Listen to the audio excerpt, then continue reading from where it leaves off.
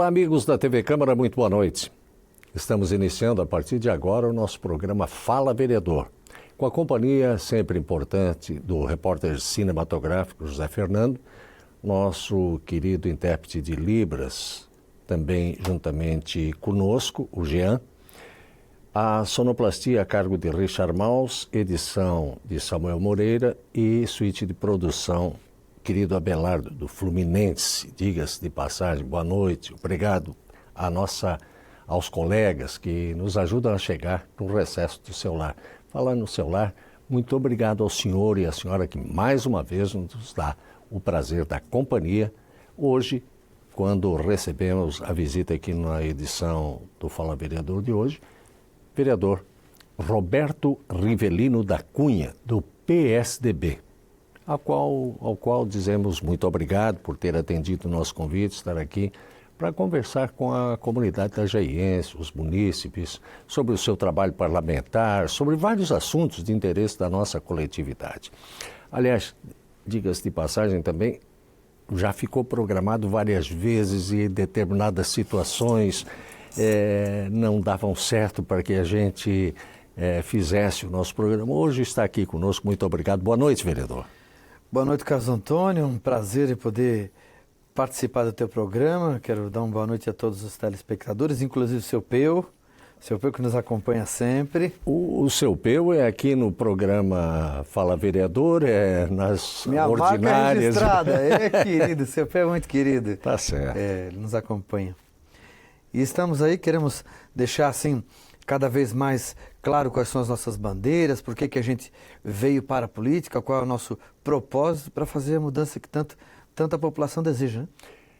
Eu sei que por esses dias aí o senhor tem tomado algum bocado de crítica aí e tal a respeito de um requerimento seu, questão de criminalização ou não da homofobia, enfim, nós vamos falar sobre tudo isso, porque a gente sabe, tem muita gente também que externa a sua opinião sem conhecer, sem conversar com as pessoas, sem ir à fonte, saber realmente o que está escrito, o que se propõe a isso, né?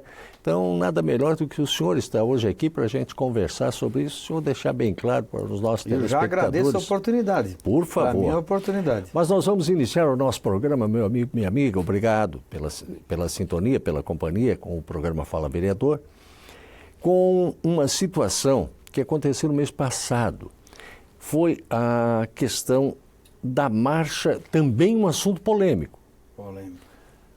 Aconteceu a segunda marcha pela vida contra o aborto. Muita gente favorável, muita gente contrária, e eu falo de forma geral, nesse país inteiro, né? Porque não acontece só aqui também as manifestações pró e contra o aborto. É no país inteiro. De quem que partiu essa ideia? Quem participa? Quem pode participar? Quais são os objetivos dessa marcha contra o aborto, vereador? Carlos Antônio, é a segunda marcha pela vida que a gente está realizando, né? É uma marcha ecumênica. A primeira edição nós saímos da Prefeitura Municipal e fomos em direção à Rua Tijucas. Da Rua Tijucas fizemos uma parada, divulgação, e falamos algumas coisas nessa questão na frente da Igreja Matriz, Santíssimo Sacramento, Itajaí, e depois fomos até o Marco Zero. Essa segunda marcha pela vida tinha o mesmo emblema, mesmo rótulo, assim, para a gente, mesma proposição. Queríamos deixar claro que existe uma parcela da sociedade que tem um jeito diferente de olhar quanto aos outros, e a nossa liberdade de se expressar, a gente se expressando popularmente, indo para a rua, em cima de um carro de som, e falando, trazendo as nossas experiências, a experiência de pai, experiência de filho, experiência... Também pessoas que tiveram a experiência, que foram convidadas a realizarem o aborto, outras que não foram abortadas e estavam ali dando testemunho do que hoje a mãe pensa, do que aconteceu na época, e assim aconteceu nossa marcha pela vida. Quem pode participar? Qualquer cidadão, né, que queira estar conosco nessa empreitada. A gente vai realizar o ano que vem mais uma Marcha pela Vida. E quem tomou a decisão em começar. Na verdade, quem quis foi eu e o vereador Lapa. Nós começamos, por quê? Porque a gente tem bandeiras que são comuns, a gente pensa da mesma forma, e o Lapa, ele é um pastor de uma igreja evangélica, então a gente disse, a gente podia fazer alguma coisa junto, que pudesse mobilizar a sociedade itajaiense. Daí o que a gente podia fazer? Daí ele falou, olha, vamos fazer uma marcha pela vida? Disse, poxa, muito bacana. Aí eu levei para os padres, disse para os padres, olha, a gente o que vocês acham de a gente realizar uma marcha ecumênica com outras igrejas evangélicas, para a gente levantar uma bandeira a favor da vida. Não é uma bandeira ou da igreja da Assembleia de Deus, da igreja crente ou do católico. Exato. É uma coisa conjunta. Todos lá com bandeirinha e tal, pedindo vida. Vida, proteção da vida, proteção das nossas crianças, proteção da vida, e falando das experiências, dos prejuízos que já causaram para as mulheres que realizaram esse ato, e a gente foi trazendo os dados, todos os dados científicos, tudo bem assim técnico, nada de viajando, a gente pensa, não, é assim, a gente tem, é isso aqui que a gente tem, está aqui a experiência, essa senhora, essa moça, aconteceu assim, isso a gente foi durante a caminhada, microfone na mão, passando e dando testemunho. A gente fez uma dinâmica muito legal, sabe, a gente conseguiu o som do coração, e quando nós paramos lá, a gente botou bem alto, o coração tocando, foi muito lindo, foi emocionante o momento, e a gente teve alguns relatos assim, de pessoas que testemunharam, poxa, achei extremamente interessante, tive outra visão da questão do aborto. Então a gente foi meio que palestrando o tempo inteiro, e foi desse jeito. Não tinha um viés católico, era só para os católicos, não. Quem comungava da bandeira, venha conosco. E nós convidamos em todas as mídias. Quem se sente confortável de estar conosco, venha conosco. Ateu, judeu, seja quem for, venha conosco. Aqui nós não vamos levantar a bandeira religiosa, nós queremos que seja um ato pela vida. E assim nós realizamos. Foi muito bacana. Aproximadamente quantas pessoas? Deu em torno de umas 2.000 pessoas caminhando. Foi bastante. Nessa segunda marcha? Na primeira. Na primeira. Na segunda, choveu. A gente teve um pequeno problema. Nós fizemos o ato na frente da prefeitura por conta da chuva. Daí. A gente não pôde ir até o marco. O que aconteceu? Essa caminhada estava toda preparada, carro de som, tudo. Aí nós fizemos na primeira. Na segunda, nós ficamos na frente da prefeitura e a gente realizou em cima do caminhão de som. Como é que o senhor sentiu a receptividade nessa caminhada que vocês fizeram? Em que pese não ter feito na segunda, mas foi feita a primeira. Foi muito bacana. Como é que as pessoas recebem isso, vereador?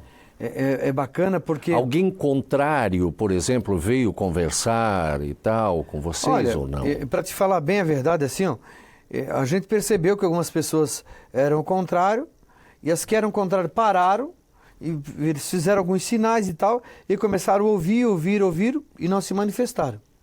Então, um testemunho muito lindo, sabe? Essa segunda marcha pela vida. Pois não. Uma repórter de uma emissora de televisão, ela pega e ela entrevistou outro, ela foi entrevistar uma senhora, que o nome dela é Fabiana. Ela estava na 7ª gravidez, estava grávida, e ela começou a falar. A repórter se emocionou, ela parou a reportagem, emocionada, ela, olha, eu estou muito emocionada, preciso que pare, voltou e continuou a reportagem, de tão emocionada que ficou. Eles fizeram num programa de televisão depois ao meio-dia, deram para ela assim, a gente ficou assim impressionado. A gente pensava, eles vão pegar, vão dar alguns segundos, tal. Foram na casa dela, entrevistar ela, o esposo, como que vocês gostam de ter tanto filho, como que vocês gostam de tanta criança? E aí filmaram cada um dos filhos, e aí, é uma relaxada, não. Está fazendo faculdade, está se empenhando, está fazendo diferença na sociedade. Não, isso tudo tem como ser, vamos levar a sério a questão do nascituro. E tudo isso ela deixou claro numa reportagem que foi questão de minutos, não foi segundos, apareceu e desapareceu. Não, foi minutos num programa ao meio-dia depois dessa experiência. Os senhores como organizadores, então, como é que entendem a questão do controle da natalidade, vereador? Pois é, o controle da natalidade, o que nós entendemos?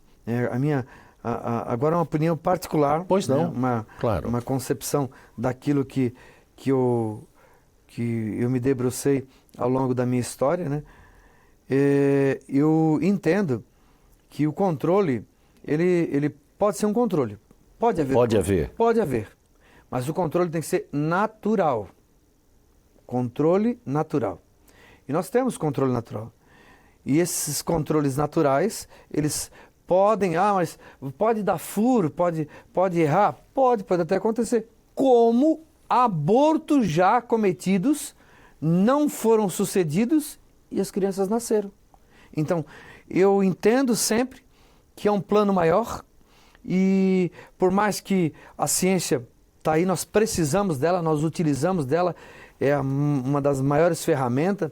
As próprias pessoas que estão assim debruçadas nas questões teológicas, elas declaram que é preciso, primeiro, a própria Bíblia fala, primeiro procura o médico, e nós nunca voltamos atrás em relação a tudo isso, mas se o controle existe, ele precisa ser natural, segundo a minha concepção.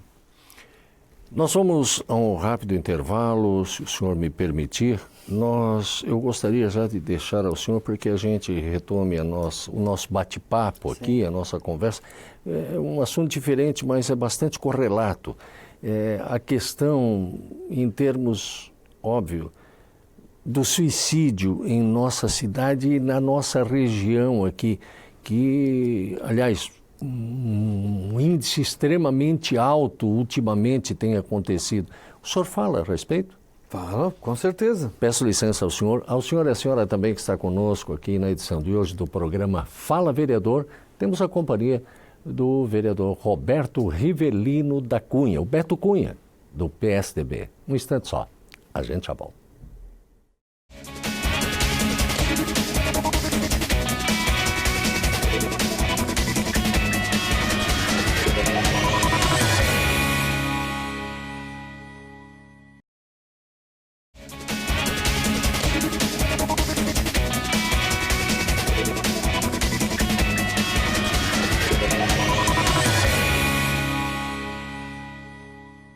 Meus amigos da TV Câmara, estamos de volta com o programa Fala Vereador. Na edição de hoje, nos visita aqui nos estúdios o vereador Roberto Rivelino da Cunha, o Beto Cunha, do PSDB. Vereador, dissemos no bloco anterior que retornaríamos falando sobre a questão dos altos índices de suicídio na nossa cidade e região, vereador. O que está acontecendo? O que o senhor pensa a respeito desse assunto? Eu penso que é um tema... Diga-se de passagem, se o senhor me permite, sim. Independente de idade, porque está desde senhorzinhos aí um pouquinho mais experientes do que eu, como com um menino de 18 anos, como aconteceu mês passado aqui em Itajaí. Sim. Carlos Antônio, olha, eu estou extremamente preocupado. Eu trouxe a casa, foi aprovado um requerimento, eu vou realizar uma audiência pública para tratar a questão da depressão e o suicídio. Mas parece, como que a Câmara de Vereadores vai tratar de um tema desse que parece que não tem a ver com a sociedade? Tem a ver sim, muito sério, seríssimo. A gente vê a proporção que isso tomou, as pessoas que perderam o sentido da vida, por conta, na maioria das vezes, infelizmente, dessa questão da doença, que é uma doença. Antigamente dizia, não, esse cara está com depressão, é preguiçoso, ele não tem vontade de mais nada, isso sim, e é isso, aquilo. Não, hoje a gente tem certeza que é uma doença, é falta de hormônio, é problema de alimentação que causou essa doença, e essa doença, infelizmente, leva a esse ato assim inconcebível, né? Então, hoje na nossa região, o número é assustador. Em Santa Catarina toda... A questão da depressão, o senhor fala? A questão do suicídio. Do suicídio. Do suicídio. A depressão, ela está disseminada, né? Disseminada. Pessoas que parece uma epidemia. Exatamente. E aí, em um grau extremamente elevado, comete esse ato que vai contra a nossa concepção, vai contra a vida, que é tão triste, né? Então, pensando dessa forma, eu estou realizando agora, dia 14 de agosto de 2019, uma audiência pública.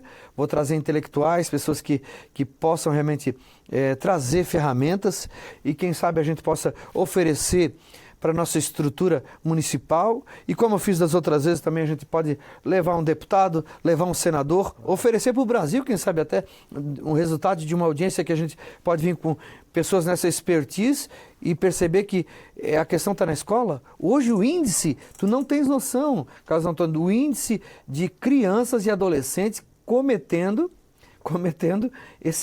na verdade não cometendo, mas tendo o primeiro passo para esse ato.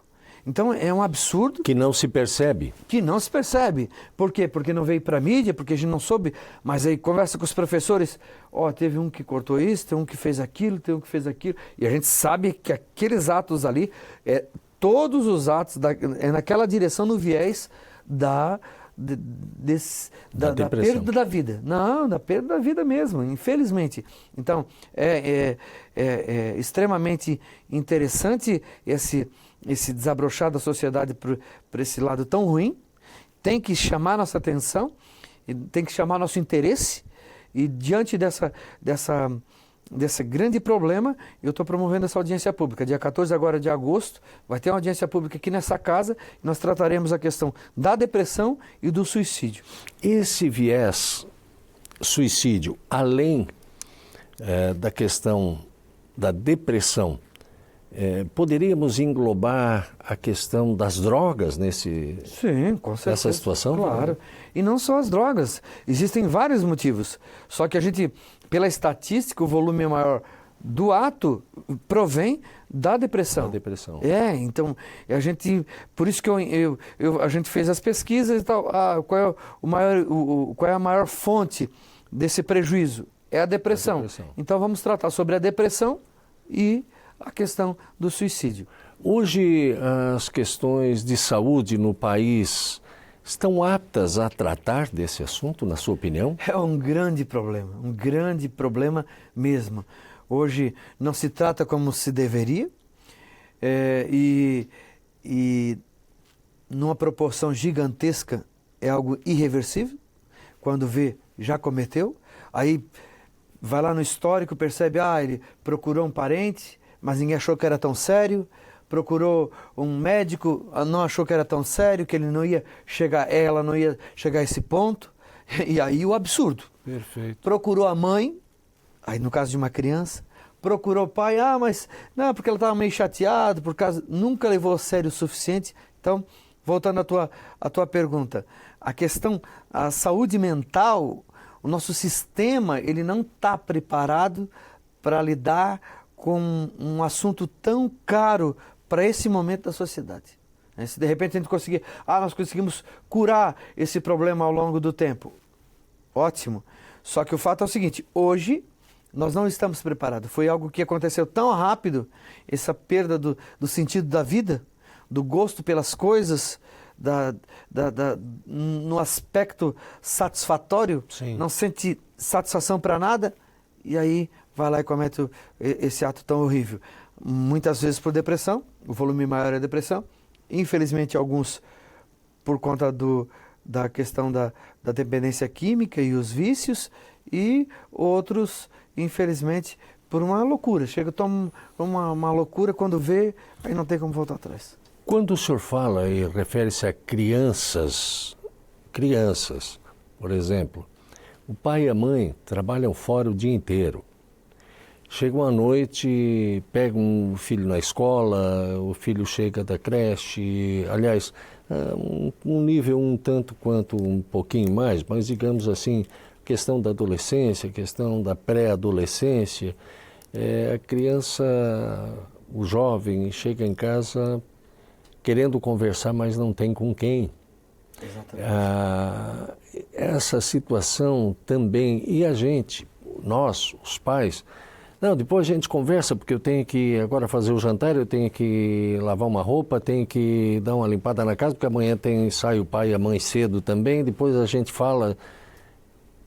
Isso afeta sobremaneira também, porque o próprio jovem não encontra, nem no pai, nem na mãe, que não estão percebendo, que deveríamos olhar mais. Claro. também temos culpa?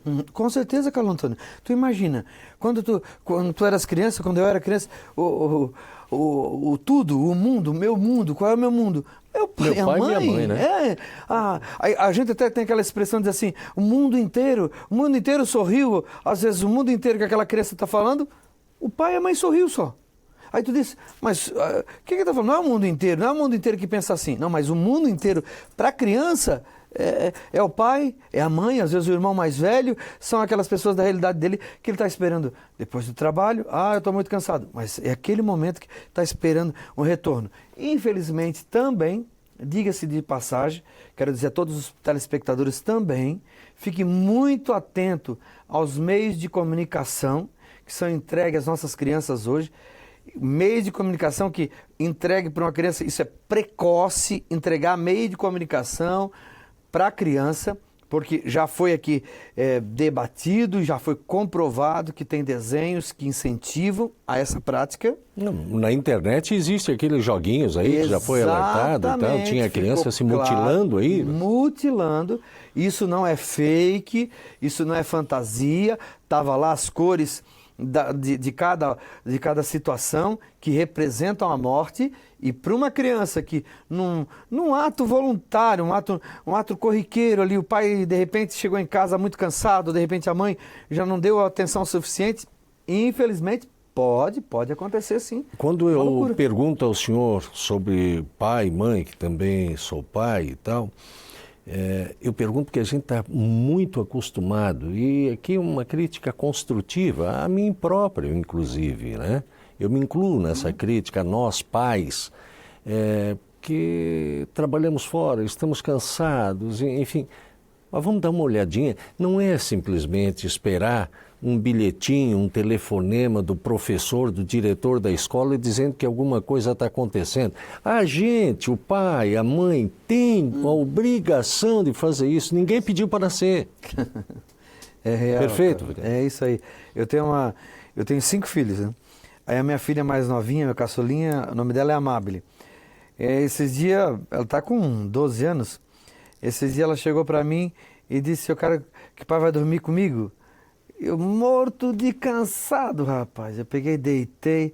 Então tá bom, vou deitar contigo. Aí primeiro eu e ela nós se ajoelhamos, nós fizemos uma oração, deitei. Aí virei, quando eu virei, ela se agarrou nas minhas costas, ficou colada. Eu quero que o pai dorme a noite inteira. E eu querendo só fazer ela dormir. Mas é um pequeno ato que parece ser tão simples. Mas eu percebi que ela estava pedindo uma atenção um pouco mais, ela estava carente disso. Eu quero, pai, quero que você se aproxime de mim. E você que está nos ouvindo, nos assistindo, não perca essa oportunidade, porque isso passa muito rápido.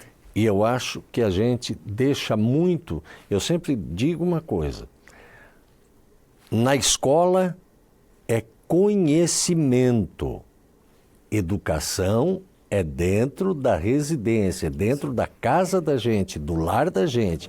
Nós, pais, somos responsáveis pela educação dos nossos filhos. Lá na escola na verdade, a aquisição do conhecimento. É isso mesmo. Professor nenhum tem obrigação de educar filho de ninguém. É isso mesmo. Penso assim, até que me provem ao contrário. A minha tia foi diretora há 47 anos de um colégio aqui em Itajaí, Colégio São José. O nome dela é Irmã Adelina. Perfeito. A família inteira de um grande empresário deu um problema sério, faliu a empresa. No dia que deu o problema sério da família, esse senhor atravessou, porque a empresa dele era do outro lado da avenida, atravessou a avenida e foi lá no gabinete da minha tia e disse para ela assim, o que tu fizesse com os meus filhos? E ela deixou ele falar, ela pegou e olhou para ele e disse assim, aqui na escola eles vieram aprender agora, dentro da tua casa, você deveria ter educado, levá-los a te amar, levá-los a amar a tua esposa, agora são avós já os teus filhos. Ela disse para ele naquele dia, se eles não te retribuíram, a culpa não é nossa. O colégio aqui, ele tem outra estrutura. Claro, óbvio. Bem, é tanta coisa para a gente falar aqui, vereador, que vai ficar pela metade aqui, mas obviamente os outros assuntos vamos discutir, vamos conversar, né, dar conhecimento ao público, do seu trabalho parlamentar também, através dos outros programas de jornalismo da TV Câmara e tal, porque nós temos que ir ao intervalo, né? eu gostaria de conversar com o senhor e deixar o senhor falar, porque tem muitas interpretações, o seu requerimento número 107/2019. Vereador que abaixo subscreve na forma regimental, após ouvido do outro plenário, requer envio de ofício à bancada catarinense na Câmara dos Deputados e no Senado, solicitando a mobilização na prioridade e urgência para a reprovação do projeto de lei 672/2019, que pune com prisão qualquer oposição às teorias de gênero. Eu sei que foi polêmico, né? Podemos falar sobre isso, vereador? Com certeza. Então está. Eu peço licença ao senhor e à senhora que está conosco também. Muito obrigado mais uma vez pela companhia. Sempre motivo de grande prazer saber da sua sintonia conosco. Aqui na edição de hoje, Roberto Rivelino da Cunha, vereador Beto Cunha, do PSDB. Até já.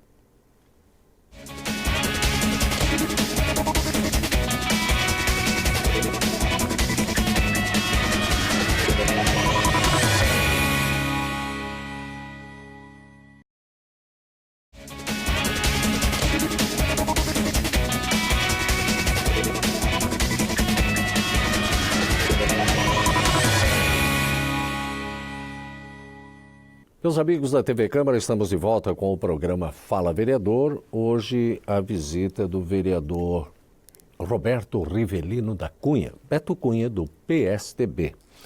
Vereador, eu já falei o número do requerimento, vou repetir, número 107/2019, que o senhor requer a bancada catarinense dos deputados, senados, e eu sei que o senhor mandou para mais um monte de gente importante nesse país, pedindo a mobilização na prioridade e urgência para a reprovação do projeto de lei 672/2019, que pune com prisão qualquer oposição às teorias de gênero, em que pese o Supremo Tribunal Federal, numa ação, criminalizou a homofobia, mas o Congresso, um substitutivo que está lá no Congresso para ser votado, né? Afinal de contas, o que o senhor quer?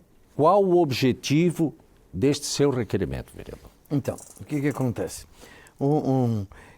Primeiro, deixar bem claro para toda a sociedade que eu não tenho nenhum tipo de preconceito e não aceito preconceito. Eu sou contrário ao preconceito, sou contrário a qualquer posicionamento homofóbico. Acho que isso não constrói isso.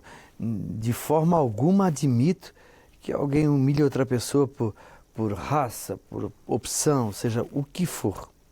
Ponto. Quero que isso fique bem claro, né? O que acontece é o seguinte, é que o senador Wesley do estado do Amazonas, ele pegou e fez uma miscelânea.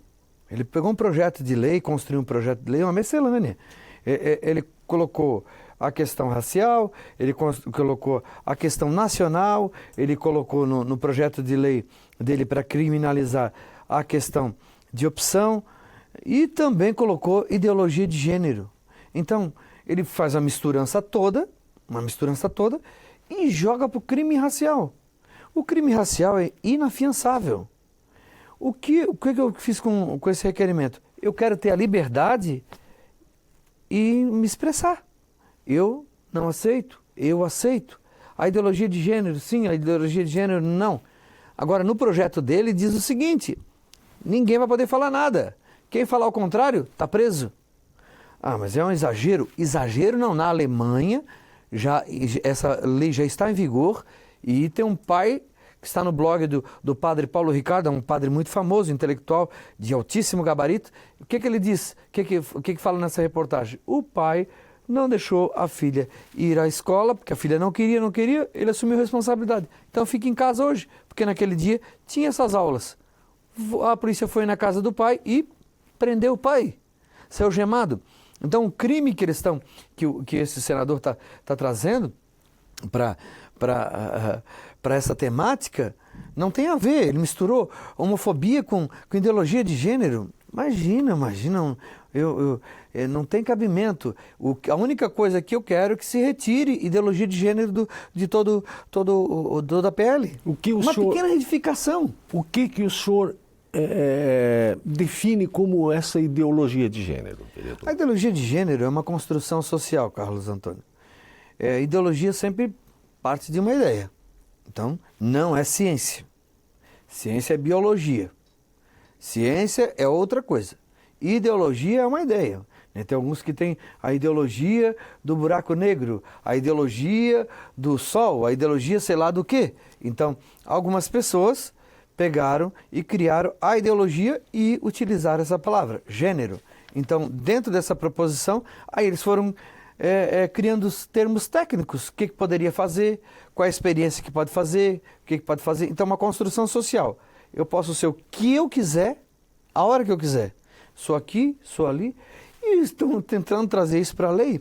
Aqui, por exemplo, ao finalzinho do seu requerimento, o senhor diz o seguinte na justificativa: a verdadeira finalidade desse PL 672/2019 não é proteger da perseguição os homossexuais, mas perseguir os pais de família que, no exercício constitucional do direito de educar seus filhos, manifestarem oposição à ideologia de gênero.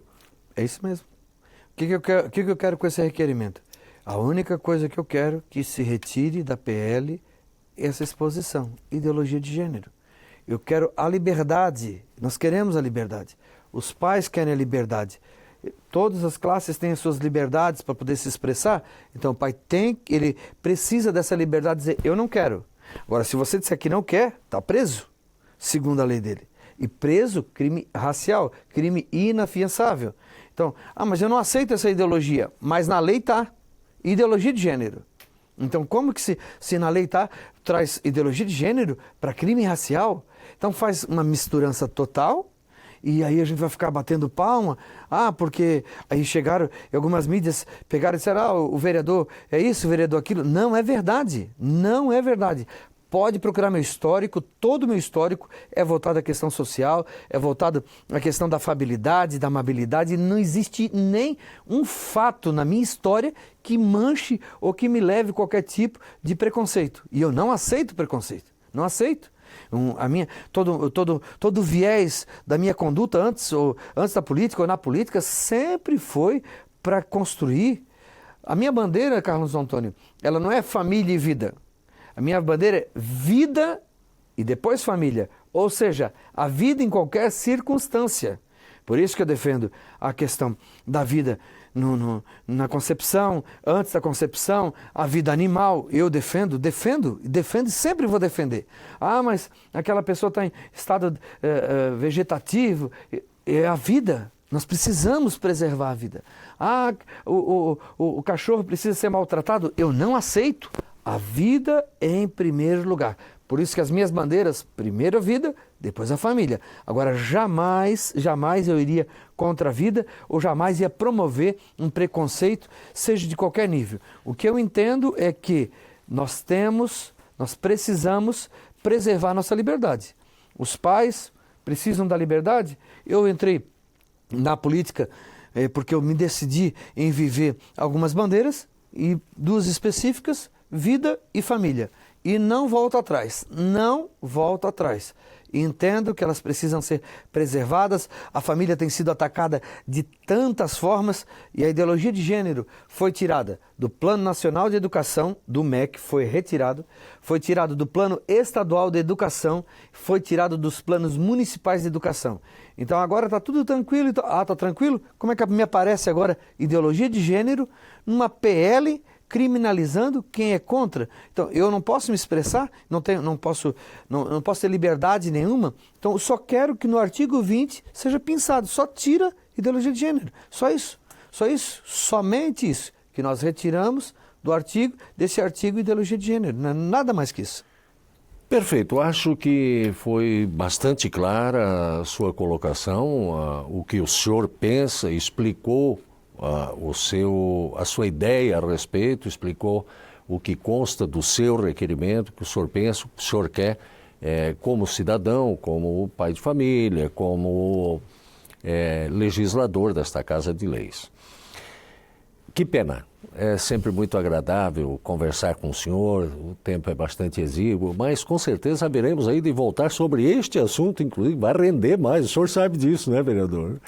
Muitas e tantas outras vezes também, e sobre todo o seu trabalho parlamentar nesta Casa de Leis.